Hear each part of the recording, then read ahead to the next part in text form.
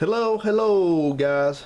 Well, let's talk about one of my favorite all-time engines, and that's an Oldsmobile V8 engine.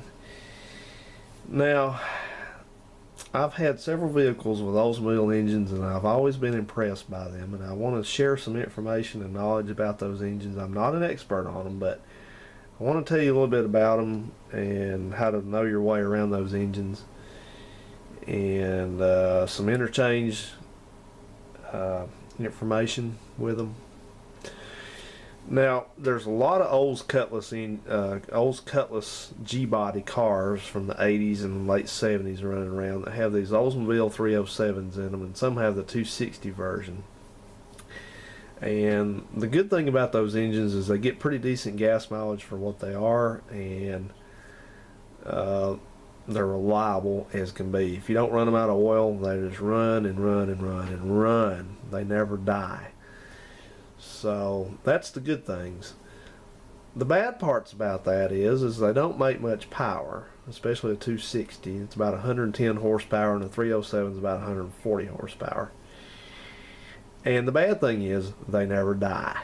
So not only do you have an underpowered engine, you have one that you can't kill unless you drain the fluids out of it. And then that's not even a sure bet then. So a popular thing to do is to swap the engine for something larger and more powerful. And I've always promoted swapping across to another Oldsmobile engine, but people ask about this. They get confused. They say, well, I have this 307 Olds, but I don't know what will fit in here. Well, it's like I've said in my other videos, but we'll recap here. An old small block engine is an old small block engine is an old small block engine. They're the same size here to here to here to here to here to here. Your mounts are in the same place. Everything that goes on the external engine, for the most part, will interchange. Valve covers, exhaust manifolds, timing covers, starters, fuel pumps, accessories. Just remember this, it almost all interchanges off that 307 to a 350 to even to a 403. It's a very, very, very easy swap to do. There are a few things you need to keep in mind to not do though. And the problem with using some of the accessories off of a 307, specifically the intake and exhaust manifolds, is for this reason. They are undersized. The 350 parts, the manifold ports are larger on the 350, intake and exhaust. So if you use your 307 260 parts on it, they'll bolt up, but it'll strangle it. So don't do that. Use your 350 parts, but you can even use your 307 starter. You can use your valve covers if they're the same bolt pattern, which some of them have more. The older ones have more bolts on them. The newer ones have, I think, 5 bolts. The older ones have 8 or 10, I think. So yeah, guys, that's the deal on these Olds. And another thing you got to watch out for when you're swapping around Oldsmobile engines is that since they look so similar and they're the same size externally, you have to know what engine you're looking at, and I'll tell you how you do that. It's very simple, so pay close attention. Oldsmobile V8s always have a casting number right here, easy to see, right here on the top shelf between the intake and the water pump.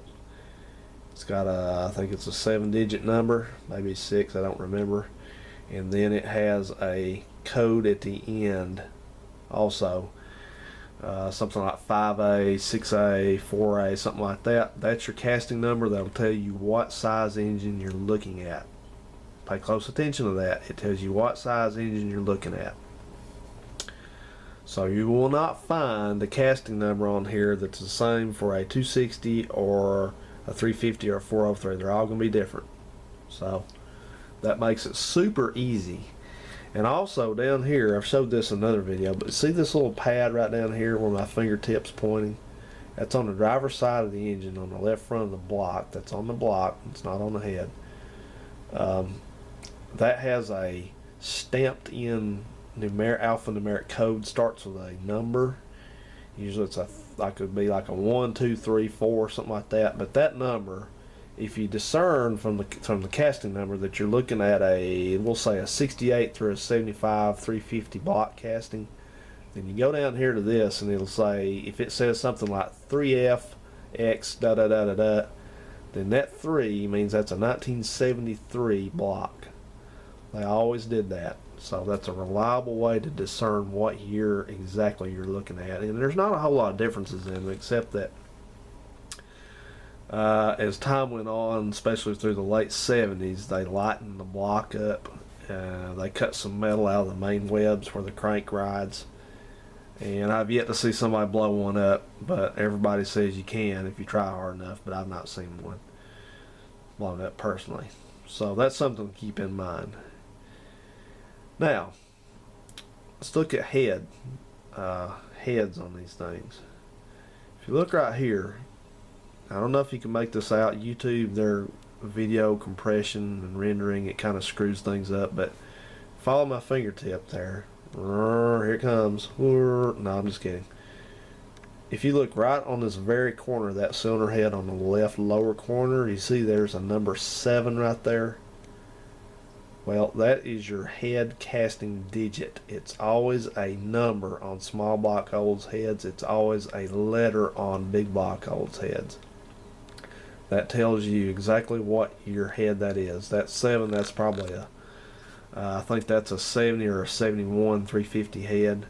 They started out with 5. 68 was a 5, I believe. 69 was a 6.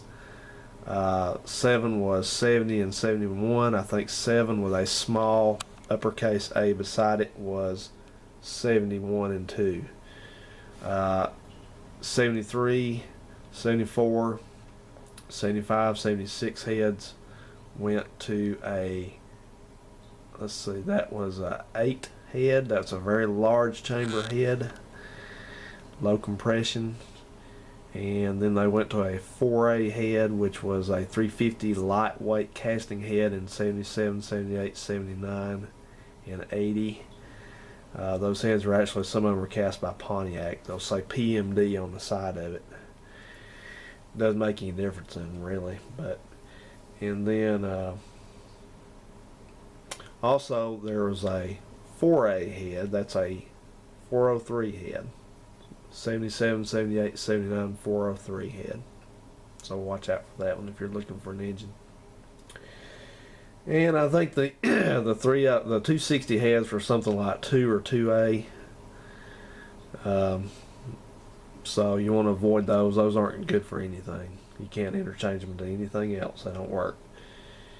And so the old 330 heads had their own numbers too. I don't remember off the top. I'm going from memory on this stuff. So, and of course you got diesel heads, which you'll know a diesel engine. So you know that's its own ball of wax. I'm not going to talk about that right now. So also, a lot of you guys that have 260, well, we'll leave 260 out of it, but have 307s. You may want to know which there are 2 different versions of a 307. The first version came out in 1980. It ran through model year 1984, and that engine it was a flat tappet cam and did not have roller lifters, and it had larger ports, intake and exhaust on the heads, better heads. It had that was a casting 5A head. That's a 5 with a large A beside it, same size. So don't get those confused with the earlier 5, number 5 head. The 5 and 5's the number 5 head is just a 350 head. A 5A is a 307 early head. Then in 1985 up through model year 1990, when the 307 was discontinued, the last Oldsmobile engine built was that one. They used a 7A head, which that's different from the early 7A heads, because specifically, and pay attention here, the early model 7A heads will have a 7 that's this size, and then it'll have a small A out here kind of beside it. That actually might be one right there. I see something that looks kind of like an A, but it's real small. That makes sense. The 307 version of that head has a 7 and a large A. And you'll know it because they have pea shooter intake and exhaust ports. They're terrible heads. They're swirl port heads, and they are not good for anything besides melting down. And that doesn't mean the 307 is a bad engine. It's not a bad engine. It's a very good engine. The later ones have roller lifters and a swirl port head, so they're the closest thing to a fuel injected 307 there is. They run forever. They get decent gas mileage, and it's just an all-around decent engine, but it ain't no powerhouse. So now I could do a whole long video about why you don't want to soup up a late model 307. It's just too much to talk about right now. But 307s and all the rest of those mills actually have this kind of unique valve train arrangement. I touched on this briefly in another video. But you see those bridges right there, those aluminum, that's called a bridge. And they bridge two rocker arms together. And what it is these have bolt down non-adjustable rocker arms on them. Different engines use this kind of arrangement. I think a Cadillac used it,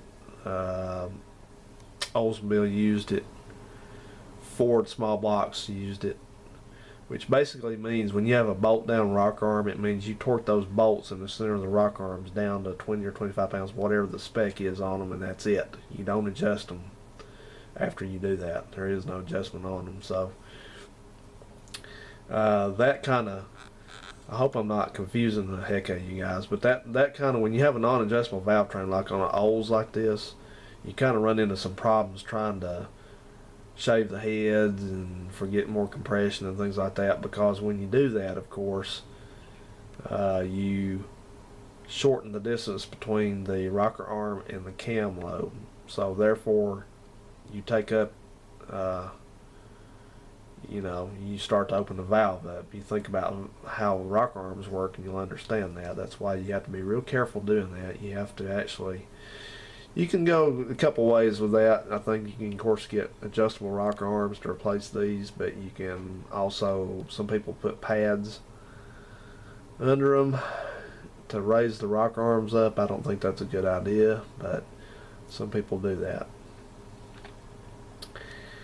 So that's some general info on the Oldsmobile engine.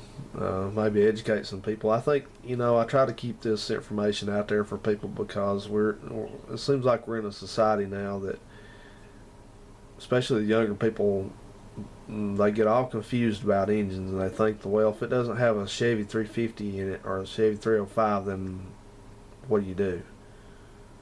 Well, you do a lot. You just learn about these kind of engines and Pontiacs and Buicks. So it's a real simple engine to work on. It's real durable. And so hopefully this has educated you folks some, giving you a little talk about this. Something I'm very familiar with. I've had several of these engines. I've yet to blow one up. I've even had one that was knocking and I still drove it. They're just tough engines. And the good thing about a small block Olds is they have a short stroke. They have a 3.38 inch stroke on them, and the 350 has a 4-inch bore. So, excuse me, no, it doesn't have quite that large. That's, well, wait a minute. Yeah, I think it has a 4-inch bore, and a 403 has that same short stroke, but it actually has a larger bore, a huge bore. So these engines, if you put a good enough head on them, they will really make some top end horsepower. They'll move some air, and that gets into another video about engine theory, and I'm not going to get into that. But these engines have a lot of potential, so I hope people will embrace these.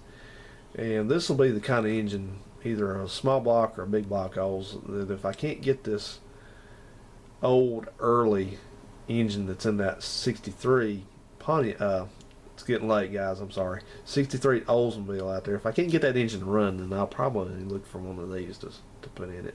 So, oh, and let's touch on one last little thing here. That is the Oldsmobile Rocket V8. Many people continue to use that term, and it's a good term. It really is. And people that maybe not that familiar with Oldsmobiles, they tend to wonder, well, what's the difference between a Rocket V8 and just a regular Olds V8? Well, that's all it is, guys. It's just a marketing term. They just started calling when the early first Oldsmobile engine came out in 1949. They needed something catchy to call it, and that was starting to be into the plane and jet age, so they decided to call it a Rocket V8. It's just a marketing term, just something catchy, like Torque Flight or Jetaway or something like that. It's just something catchy, but that has to be the most singly recognizable name for an engine that's still to this day used. So that's what a Rocket V8 engine, that's what a Rocket Oldsmobile engine is. It's any of them. Even a 260 is a Rocket V8. It ain't much of a Rocket V8, but it's a Rocket V8. So feel free to call any of your Olds V8 engines a Rocket. If you like that term, please keep it in use. It's a good term. It's very unique, and I think it's a great name. So, and also, lastly, please do me a favor. If you own an Olds Cutlass, please do not call it a Cuddy. I cringe every time I hear that. Please don't do that. That sounds like a name for a dog or something. Alright guys, we'll see you around. Have a good one. Thanks so much for watching. Ask any questions about these Oldsmobiles you want to ask me. Love to answer them for you and help you guys out. So do that. Have a good one. Rate, comment, subscribe. We'll see you around.